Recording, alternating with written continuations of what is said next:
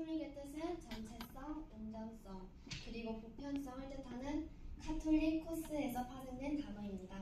왜 보편성을 뜻할까요? 첫 번째, 그리스도 즉 성령께서 교회를 형성하심으로 교회 안에는 머리와 결합된 그리스도의 몸, 즉 머리이신 예수님과 그리스도의 몸인 우리가 결합된 몸이 완전하게 존재하기 때문입니다.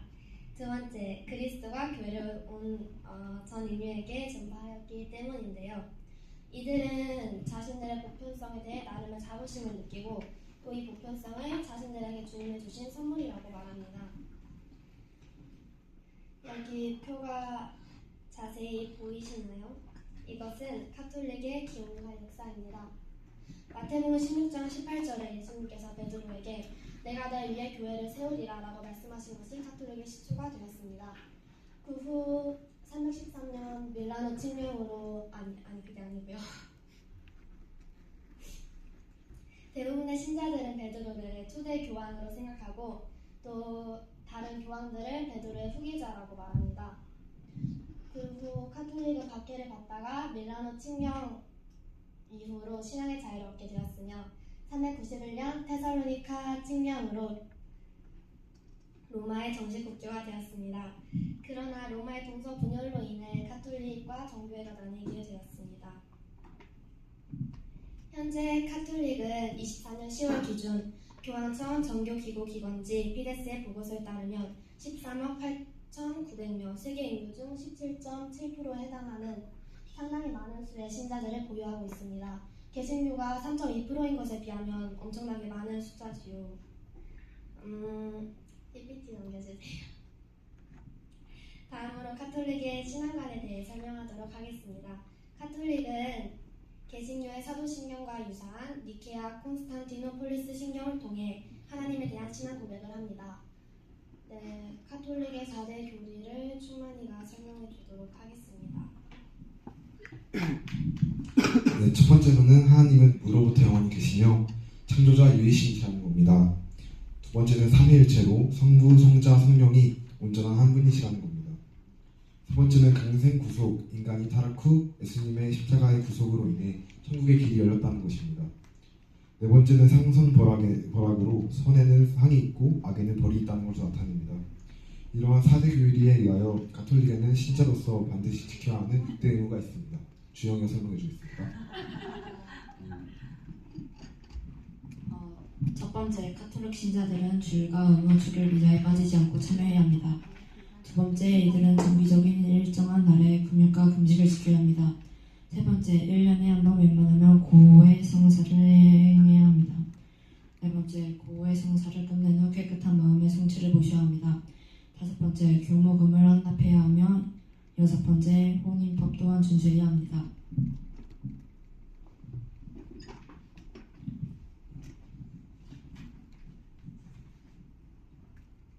카톨릭은 낙태와 배아주기 세포 연구 그리고 동성애 등을 반대하며 도덕성과 성윤리성을 강조합니다. PPT 넘겨주세요. 네. 우리 개신교에도 예배가 있듯이 카톨릭에도 예배가 있어요. 카톨릭의 전례에 대해 설명하도록 하겠습니다. 전례란 신자들이 모여 함께 거행하는 공적 예배를 뜻합니다. 많은 전례들이 있으나 그 중에 있으면 당연히 미사가 되겠습니다. 프란체스카 교황은 미사를 통해 신자들이 성화가 되며 부활하신 주님을 만나고 그리스도와 연합할 수 있다고 말합니다. 그러나 신자 자신이 하나님께 무엇을 드리려는 목적이 아닌 신자의 필요를 얻기 위해 미사를 드린다고 합니다.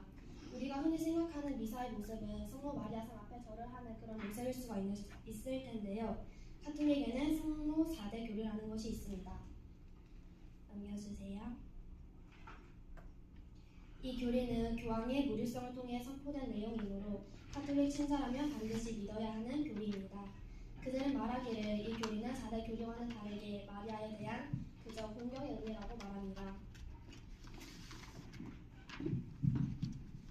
마리아의 4대 교리에 대해 설명하겠습니다. 첫 번째는 천주 모친으로 예수님은 하나님이시고 마리아는 예수님의 어머니이며 즉 마리아는 하나님의 어머니라는 것입니다. 두 번째는 평생 동정이 있습니다. 마리아는 예수님을 낳고 평생을 동정으로 지냈다는 것을 말합니다. 세 번째는 무염시태라는 것이 있습니다. 하나님의 은총으로 마리아는 예수를 잉태할 때부터 원죄가 없었다는 것을 나타냅니다. 네 번째는 몸소 승천이라는 것이 있습니다. 마리아는 원죄가 없어 공심판때 육신의 부활을 기다릴 필요가 없었기에 예수님처럼 승천했다는 것을 말하고 있습니다. 앞서 말한 바와 같이 가톨릭은 성모를 공경하며 하나님 즉 예수님과 가장 가까운 누군가를 마리아라고 생각합니다. 가톨릭에는 죽은 이의 영혼이 다른 사람을 위해 기도해준다는 교리가 있는데 이는 죽은 자와 산자를 구분하지 않는 가톨릭의 가치관 때문입니다. 결론적으로 마리아는 이 땅에 있지 않지만 다른 사람을 위해 기도가 가능한 교리 덕에 하나님은 자신과 가장 가까운 마리아의 부탁을 들어줄 가능성이 가장 높다는 뜻입니다. 이는 마리아의 전구라는 교리입니다. 마리아는 가톨릭 교회의 프사와 같으며 교회 전형입니다. 우리가 흔히 보는 성화에 예수님과 마리아가 같이 있는 이유는 마리아는 1차적으로는 실제 마리아를 뜻하기도 하지만 그녀는 교회 모형이기 때문에 교회를 표현하기 위한 방법이기도 합니다. 즉 마리아는 교회 모형입니다. 가톨릭 신자들은 마리아가 예수님의 구속활동과 깊은 유대 결합이 있다고 믿으며 그녀가 전구 활동을 통해 많은 이들에게 구원의 은혜를 가져다 준다고 말합니다.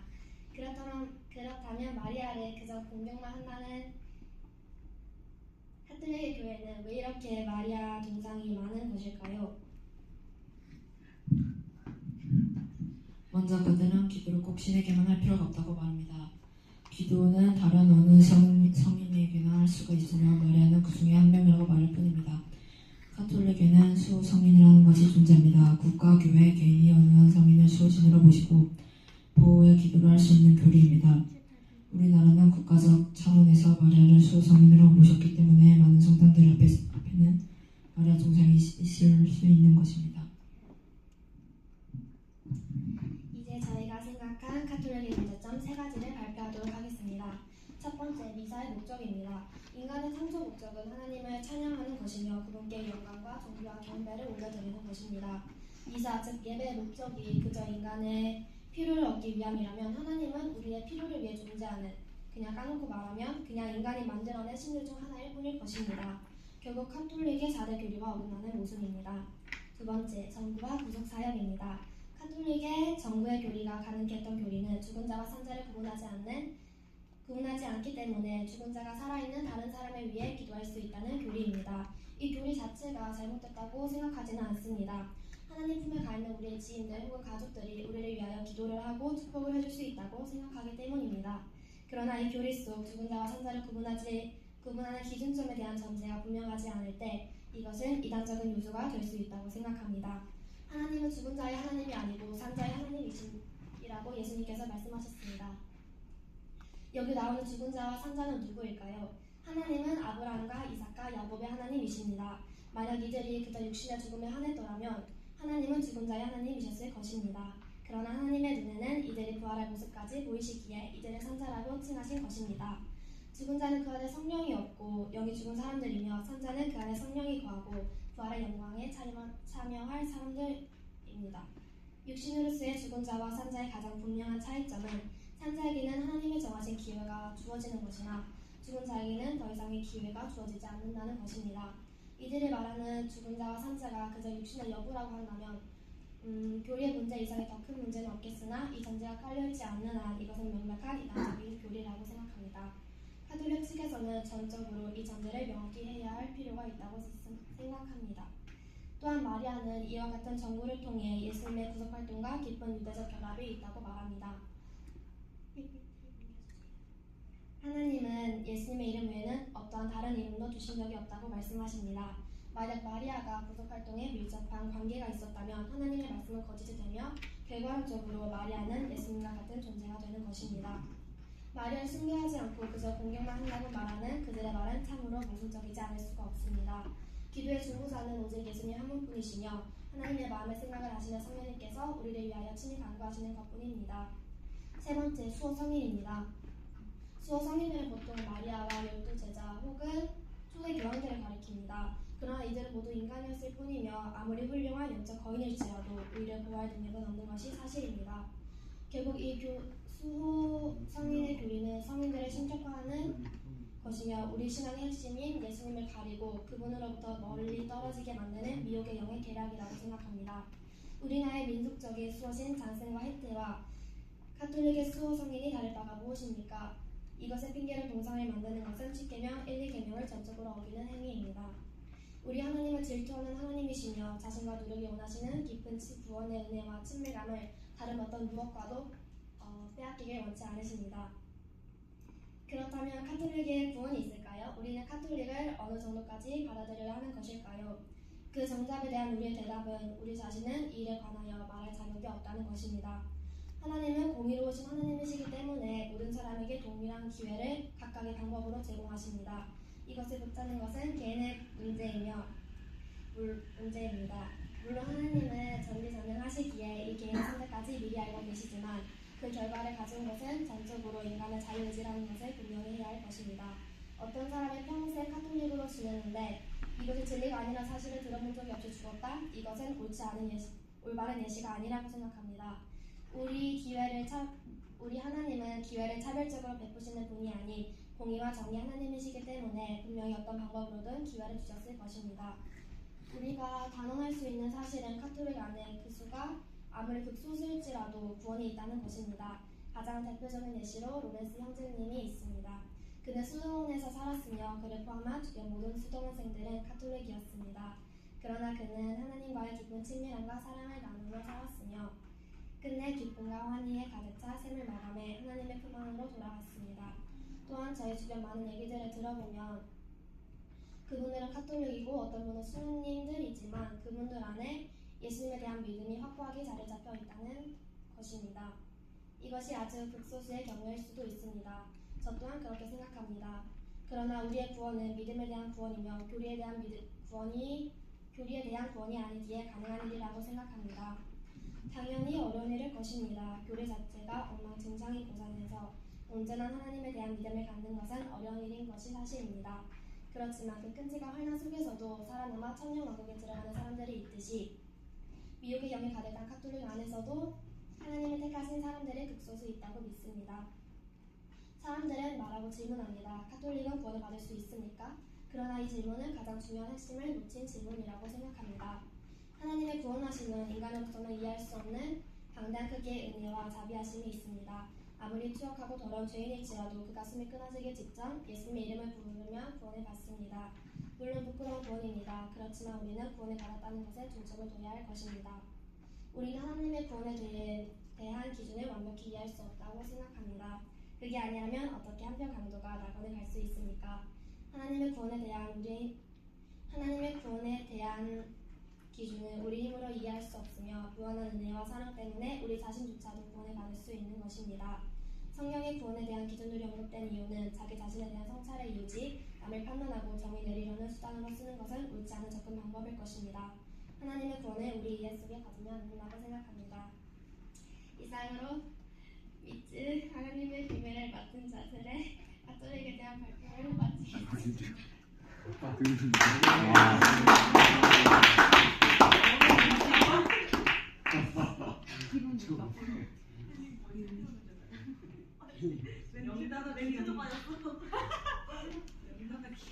오케이, 자 앞에 나와주세요.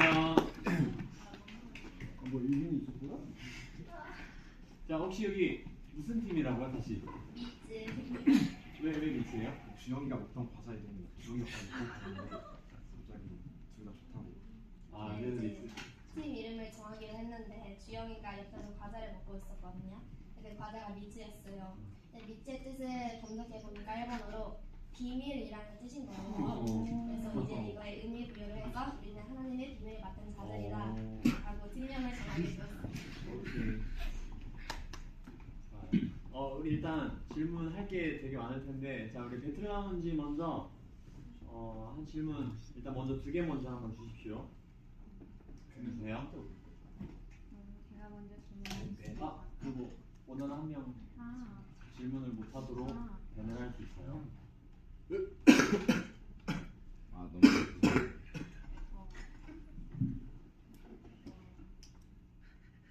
둘 중에 하나 충분히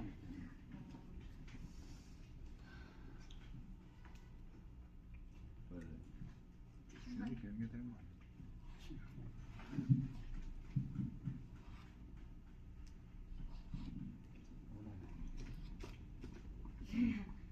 주영이네요. 귀여워서. 제가 달걀하고 이런 거. 아, 이걸 되네. 충만이. 뭐니? 이렇게 슈만이 벤입니다. 질문해 주세요. 질문하고 싶은 거는요. 아까 로렌스 선생님 얘기하시면서 그분이 이제 하나님과의 친밀함 속에서 잘 천국에 주님이 앉으셨다 이렇게 말씀하셨잖아요. 저도 필리핀 가서 되게 그걸 많이 느꼈어요. 뭔가 그분들이 되게 카톨릭이 엄청 많았는데 막상 얘기를 하면서 마리아는 그냥 죄인일 뿐이야. 마리아는 신도 아니고 그냥 사람인데 사용을 잘 받은 거다. 막 그런 얘기를 하는데 그 사람들은 그걸 다 동의를 하고 자기는 하나님을 너무 사랑하는데 하나님과 항상 동행한다고 막 그러시는 거예요. 그래서 저는 그 사람들이 어떻게 구원을 받을까? 왜 그런 생각을 했고 그거에 대해서 질문을 하고 싶었는데 이렇게 로렌스 형제님 예를 들어주셔서 되게 감사한 부분인데 근데 거기서 이제 저희가 생각하는 거는 이제 제가 본 필리핀 그분들도 그렇고 로렌스 형제님도 그렇고 되게 좋은 신앙을 유지하면서 사신 거잖아요. 하나님과 동행하고 또 그분들은 사실 카톨릭 교리와는 조금 다르게 마리아도 죄인이라고 인정을 하는 거고 그러면은 그 구원이 개개인에 있다고 하지만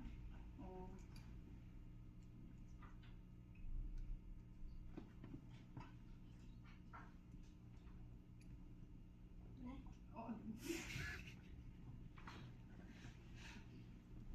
할 수 있어요. 네.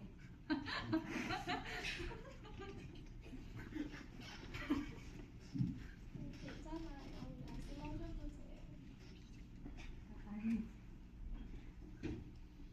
빨리 공격 질문.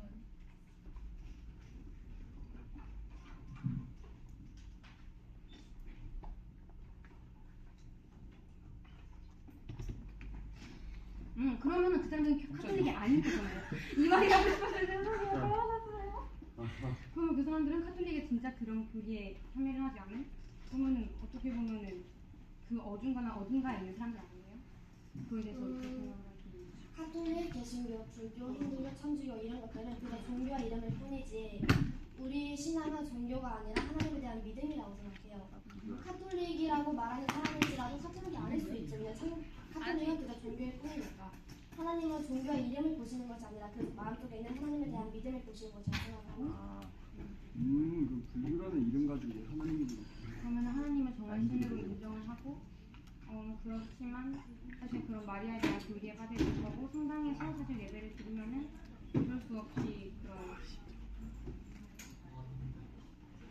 고해성사 같은 것도 하게 될 거고 그럼 그런 거에 대해서 하나님은 넌 그냥 날 잘 믿고 날 사랑하니까 그럼 천국 가자 빵빵빵 하시는 거예요. 고해성사에 대해서 사실 개신교에서 되게 좋지 않게 보고 물론 종교에 대한 거랑 상관이 그렇게 없다고 말씀하시는 것 같았지만 그러면은 그거에 대해서는 어떻게 생각하시는지 궁금해요. 그러면은 그 문화 속에서 결국에 이제 저희가 조금 동의할 수 없는 그런 카톨릭에 대한 것과 함께 갈 텐데 우리가 동의할 수 없는 부분이란 것은 그저 우리의 시선이지 하나님의 시선을 본 건 아니잖아요. 우리의 시선은 이거 분명히 잘못했어 라고 할 수 있지만 하나님의 시선에서는 얘는 그럴 수밖에 없는 환경이었고 그러니까 내가 인정해 라고 할 수도 있는 거고요. 그리고 제가 되게 힘들었을 시기에 되게 하나님이 저에게 말씀하신 말이 있어요. 저는 뭔가 누군가에게 위로받기를 되게 원했던 때가 있었거든요. 그때 하나님이 저에게 하신 말씀이 무엇이냐면요. 하영아, 나는 너의 모든 상황을 다 이해해. 근데 그저 상황을 이해하는 것뿐이 아니라 내가 잘못했던 그 행동에 대한 내가 그 행동을 할 수밖에 없었던 그 이유조차도 이해한다는 뜻이에요. 그러니까 우리 마음속에 깊이 있는 그 모든 걸 다 아시는 하나님이시기 때문에 이 행동이 분명 잘못됐어. 근데 너는 이럴 수밖에 없었으니까 이렇게 할 수 있었어. 하나님이 이걸 이해해 주신다는 거예요. 저는 이게 되게 큰 위로가 됐거든요. 그래서 물론 고해성사 잘못했죠. 잘못됐다 말할 수 있어요. 그렇지만 하나님 시선에서도 그게 분명 잘못된 것이라면 하나님은 분명 그 사람에게 말씀을 해주시지 않으셨을까. 그게 우리 하나님이시지 않을까라고 생각해요. 오케이, 알겠습니다.